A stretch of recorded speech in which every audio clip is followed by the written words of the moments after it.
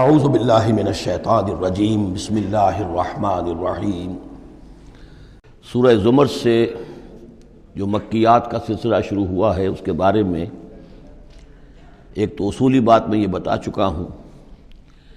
کہ یہ تمام مکی صورتیں جو ہیں ان میں اگرچہ جو مکی صورتوں کے عام مضامین ہیں وہ بھی آئیں گے، دہرا کر آئیں گے، آخرت کا بھی ذکر ہوگا، توحید کا بھی ہوگا، رسالت کا ذکر ہوگا، اللہ کی نعمتوں کا ذکر ہوگا، تذکیر بآلاء اللہ بھی، تذکیر بایام اللہ بھی، لیکن یہ کہ ان میں خاص طور پر توحید جو ہے گویا کہ اس پورے گروپ کا جو عمود ہے وہ توحید ہے۔ ان میں سے بھی جو یہ چار صورتیں آ رہی ہیں، سورہ زمر اور سورہ مومن، سورہ زمر ہم پڑھ چکے ہیں، سورہ مومن کا تھوڑا سا حصہ رہ گیا ہے، پھر سورہ حامیم السجدہ ہے، پھر سورہ شورى ہے۔ یہ چار صورتیں ایک خاص اعتبار سے بڑی اہمیت کی حامل ہیں۔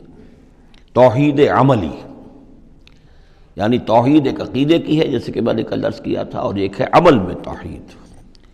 جس کے لیے کہ حضور کا یہ خطبے کے اندر بھی الفاظ آتے ہیں وحد اللہ یا ایھا الذین آمنوا یا ایھا الناس وحد اللہ، توحید کو اور کامل کرو اور کامل کرو، اور توحید اور توحید اور توحید۔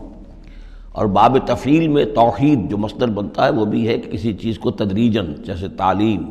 تدریجاً، یعنی آسان کام نہیں ہے۔ توحید پر انسان کا کاربند ہونا جو ہے یہ مسلسل محنت اور مشقت چاہتا ہے۔ اب اس میں وہ بات ذرا ایڈ کر لیجئے جو بالکل شروع میں نے تعارف قرآن کے ضمن میں جو گفتگو ہوئی تھی تو اس میں آپ کو بتائی تھی کہ جیسے قرآن مجید کی ہر آیت اپنی جگہ پر علم و حکمت کا ایک موتی ہے، لیکن جو آیات ملا دی جاتی ہیں ایک صورت کی شکل میں، ان کی مثال ایسے ہے کہ جیسے ایک ڈور کے اندر موتیوں کو پرو دیا گیا ہے۔ اب یہ جو ترتیب ہے اس سے اس کے اندر ایک نیا حسن پیدا ہوتا ہے۔ اسی طریقے سے پھر صورتیں ہیں وہ بھی ڈوروں کے اندر پروئی ہوئی ہیں، مکی صورتیں مدنی صورتیں، دونوں کا گروپ بن گیا، پھر مکی صورتیں، پھر مدنی صورتیں، ان کے بھی عمود ہیں۔ اب ظاہر بات ہے کہ عام طور پر تو مکیات اور مدنیات کے مضامین بہت کچھ مشابہ ہوں گے، کتاباً متشابہاً، جیسا کہ ہم پڑھ چکے ہیں سورہ زمر میں۔ اور یہ آپ کو معلوم ہے کہ ڈور تو بڑی ایسی چیز ہوتی ہے جو نظر بھی نہیں آتی ہے، وہ تو ہار کے موتی نظر آ رہے ہیں، اسی طریقے سے صورتیں نظر آ رہی ہیں، ڈور جو ہے وہ تلاش کرنی پڑتی ہے کہ مرکزی مضمون کیا ہے، ان دونوں کو اس ربط کے اندر مربوط کرنے والی بات کون سی ہے۔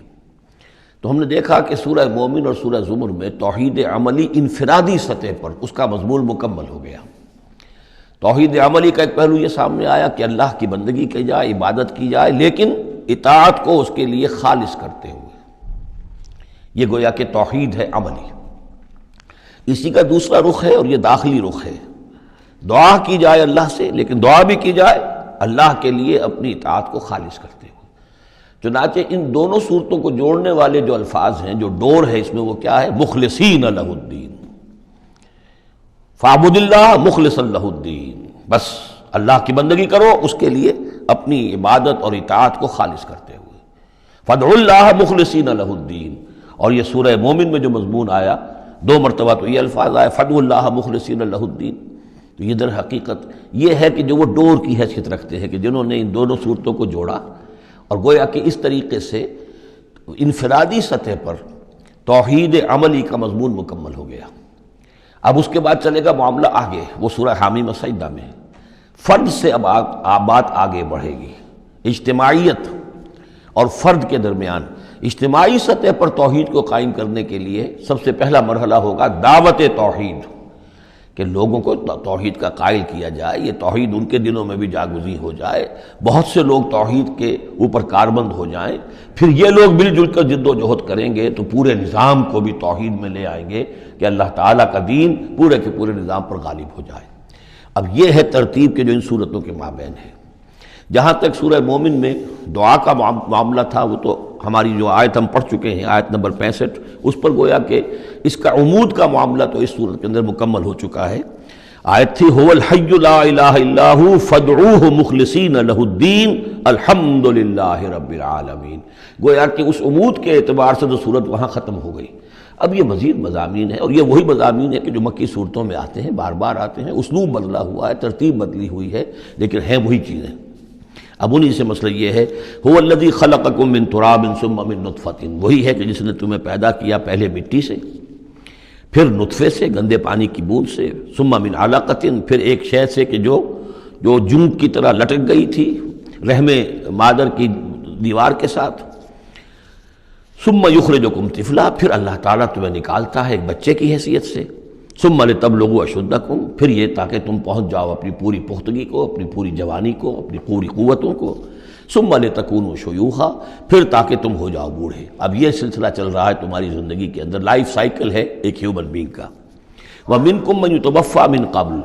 ایسے بھی ہوتے ہیں کہ جو تم میں سے اس سے پہلے ہی جنہیں قبض کر لیا جاتا ہے، جنہیں وفات دے دی جاتی ہے، بڑھاپے تک پہنچتے ہی نہیں، کوئی بچپن میں فوت ہو گیا، کوئی جوانی میں فوت ہو گیا۔ وَمِنْكُمْ مَنْ يُتَوَفَّى مِنْ قَبْلُ وَلِتَبْلُغُوا أَجَلًا مُّسَمًّى، بہرحال ہر صورت میں چاہے بوڑھے ہو اور چاہے جوان، چاہے بچپن میں موت آئی ہو، لیکن یہ کہ وہ اجل مسمى جو ہے، جو اللہ نے ایک ایک فرد کے لیے معین کی ہوئی ہے اس کی موت کا وقت، وہ بہرحال انہیں اس وقت تک تو رہنا ہے، اس وقت تک انہیں جینا ہے تاکہ وہ پہنچ جائیں اجل مسمى کو، مقرر وقت کو۔ وَلَعَلَّكُمْ تَعْقِلُونَ، اور تاکہ تم اس سے عقل حاصل کرو اور اس سے نصیحت اخذ کرو۔ هُوَ الَّذِي يُحْيِي وَيُمِيتُ، وہی ہے جو تمہیں زندہ بھی رکھتا ہے اور وہی ہے جو تم پر موت وارد کرے گا۔ فَإِذَا قَضَىٰ أَمْرًا فَإِنَّمَا يَقُولُ لَهُ كُن فَيَكُونُ، باقی اس کے امر کی شان تو یہ ہے کہ جب وہ کہتا، کوئی ارادہ فیصلہ کر لیتا ہے تو کہتا ہے کہ ہو جا، وہ ہو جاتی ہے۔ أَلَمْ تَرَ إِلَى الَّذِينَ يُجَادِلُونَ فِي آيَاتِ اللَّهِ أَنَّىٰ يُصْرَفُونَ، کیا تم نے غور نہیں کیا ان لوگوں کے حال پر؟ لفظی ترجمہ تو ہوگا کیا تم نے دیکھا نہیں، لیکن یہ کہ مفہوم کیا ہے، تم نے غور نہیں کیا۔ الم تر الی الذین یجادلون فی آیات اللہ، جو اللہ تعالیٰ کی آیات میں جھگڑ رہے ہیں، بحث و تبحیث کر رہے ہیں، انا یصرفون، وہ کہاں سے پھرائے جا رہے ہیں، یعنی حق کے قریب پہنچ کر لوٹائے جا رہے ہیں۔ قسمت کی خوبی دیکھیے، ٹوٹی کہاں کمند، دو چار ہاتھ جب کہ لبے بام رہ گیا۔ انہیں محمد کا دور نصیب ہوا صلی اللہ علیہ وسلم، ان کا قرب نصیب ہوا، اسی شہر میں بس رہے ہیں، کتنی بڑی بڑی نعمتیں ان پر اللہ تعالیٰ کی ہوئی ہیں۔ فَأَنَّىٰ يُصْرَفُونَ، کہاں سے یہ لوٹائے جا رہے ہیں، کہاں سے پھرائے جا رہے ہیں۔ الَّذِينَ كَذَّبُوا بِالْكِتَابِ، وہ لوگ کہ جنہوں نے جھٹلایا کتاب کو، وَبِمَا أَرْسَلْنَا بِهِ رُسُلَنَا، اور ان چیزوں کو جھٹلایا جو دے کر ہم نے بھیجا اپنے رسولوں کو، فَسَوْفَ يَعْلَمُونَ، تو پھر کچھ وقت کی بات ہے، انہیں معلوم ہو جائے گا، حقیقت ان پر منکشف ہو جائے گی۔ اِذِ الْأَغْلَالُ فِي أَعْنَاقِهِمْ، جبکہ طوق ان کے گردنوں میں پڑے ہوں گے، وَالسَّلَاسِلُ، اور زنجیروں میں وہ جکڑے ہوں گے، يُسْحَبُونَ، اور گھسیٹے جائیں گے، فِي الْحَمِيمِ، کھولتے پانی میں، ثُمَّ فِي النَّارِ يُسْجَرُونَ، اور پھر انہیں آگ کے اندر جھونک دیا جائے گا۔